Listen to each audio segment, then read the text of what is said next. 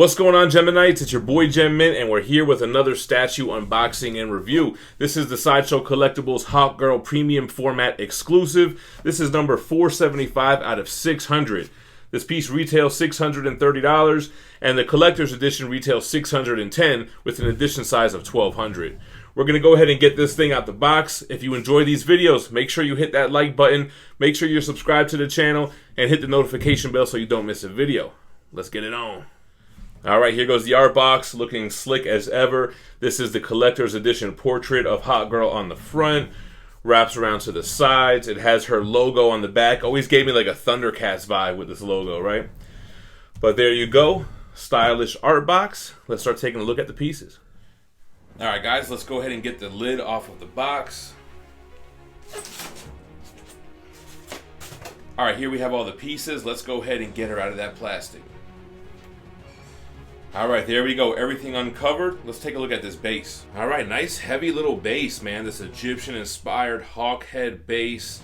Pretty much just one solid cover. Very much like with earth tones. Here goes the bottom here. Like I said, 475 out of 600. Very cool, compact little base. Here we have her body. Long and outstretched. Just missing the hands and the heads. But I like the different contrast of colors. With the greens, with the skin tone. The anatomy looks spot on. She's outstretched. I think it looks great. Wow, surprised to see these wings are just one big piece. And you got to be really careful when you pick this up, guys. I touched this over here and it feels like, yeah, you see they kind of move a little bit. Awesome detail in these wings though. Okay, so they move on both sides. Alright, cool. And that just keys into her back. Nice. Alright, then we have her hands with her traditional mace. Now I think these kind of key in together at the same time like this. I was watching the unboxing video. So we'll figure that out, but nice detail in the leather gauntlets with the spikes. Looking good. And then here is the collector's edition portrait. So this one is definitely not an X or fail. The exclusive portrait, which we'll look at, is nice to have the unmasked, but to me it's all about this masked portrait. The eyes are whited out, screaming face. Got the wings and her helmet, looks awesome. And then the great hair details. Then we have the exclusive portrait here, unmasked.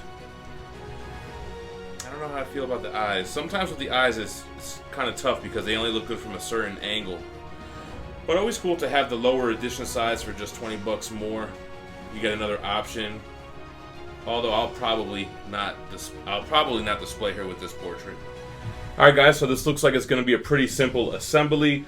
We don't have that much going on. We're going to go ahead and key Hawkgirl into the base right here.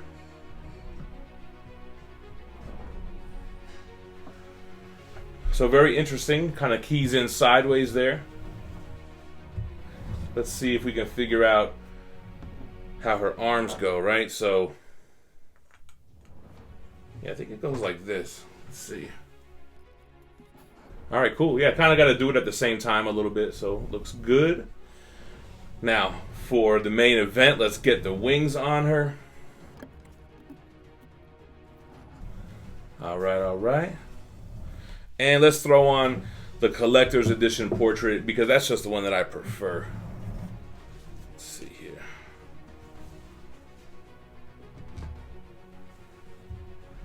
Boom, there we have Hawkgirl.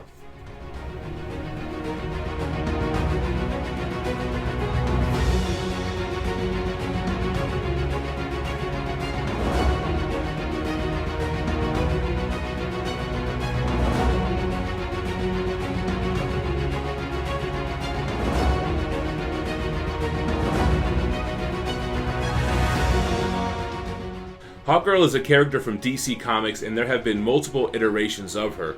Her very first appearance was in Flash Comics #1, way back in January of 1940. She was created by Gardner Fox and Dennis Neville. The second iteration of Hawkgirl was created by Gardner Fox and Joe Kubert, and she first appeared in Brave and the Bold issue 34 in the Silver Age of Comics, March of 1961. In the 90s, we had another Hawkgirl created by David S. Goyer and Steven Sadowski, who first appeared in JSA Secret Files and Origins #1. That's in August of 1999. Hawkgirl is an alien. Her and her husband Hawkman are from the planet Thanagar, and in the Silver Age, they came to Earth to study police techniques. Hawkgirl's powers are tied into the Nth metal, which you guys might remember making a comeback most recently in the Dark Knight's metal series. The Nth metal is native to her home planet of Thanagar. It's what her belt is made out of, which gives her her powers, and also what the mace is made out of in this statue. Let's go ahead and get some measurements on her.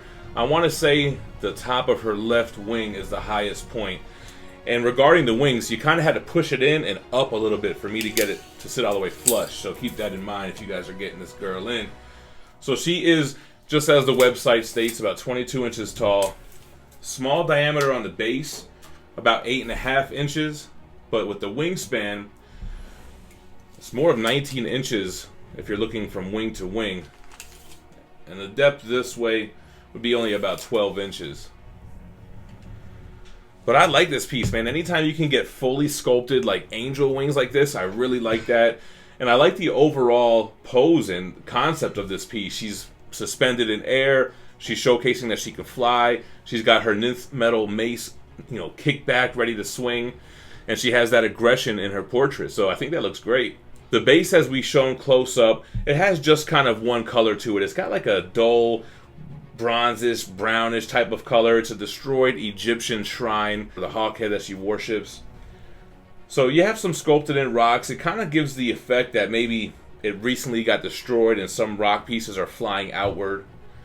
But a lot of sculpted details went into the rubble, into the kind of damaged, weathered hawk head. And I think that looks good. I'm not really sure if that would have benefited from having more colors or not.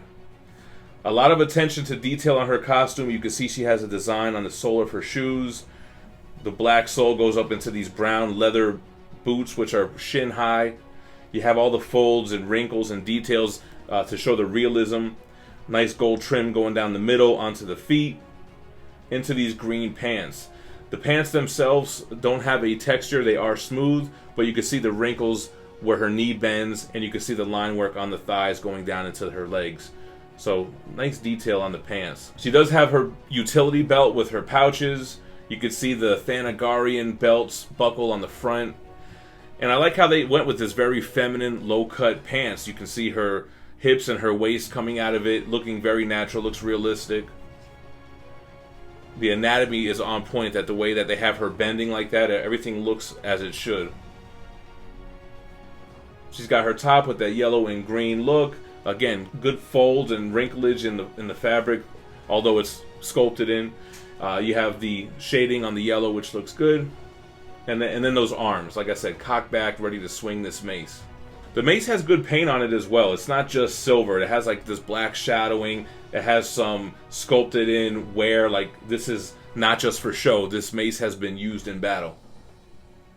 You got the leather wraps around the handle, matching her leather gauntlets on her arms. And then, like I showed the portrait up close, I really like the headgear. I think it looks great. That helmet with the wings really sets it off. The whited out eyes gives little room for error. It's kind of difficult to get the eyes right on a lot of these statues. You end up getting some that may look cross-eyed from a certain angle. So I like it when they go comic accurate, put the whited out eyes, and then you avoid all those issues. Sculpt on that helmet looks awesome. The hair looks very natural and realistic.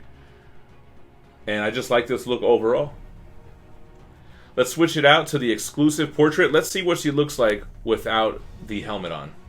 I gotta say, man, it looks good with the exclusive portrait as well, because showing all the skin tone on her face, it just matches with the rest of her body so well.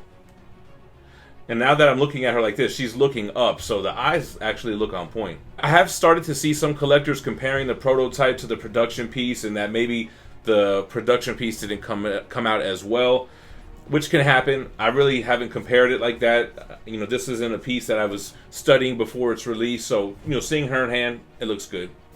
Now, the way that she's looking up and it's kind of giving this line of sight to where her mace is, I think it gives it a good perspective on where she's aiming with her mace. I think this is an awesome piece. It's so cool to see them do not an A-list character. I don't know where you would put Hawkgirl on the tier list, but she's not as known as a Batman or a Superman, so it's very cool to see her get her due. And we're starting to see more secondary, tertiary characters come out, so I think that's really cool. They tend to have a lower edition size, and I think they're good for, collectors like myself who like to build an entire line. Let me know what you guys think about the Hawkgirl premium format in the comments down below. Like I said, if you enjoyed these reviews, go ahead and hit that like for me. Make sure that you are subscribed to the channel for more daily content. And hit the notification bell so you don't miss a video or a live stream. Thanks for watching, guys. Stay minty fresh. Peace.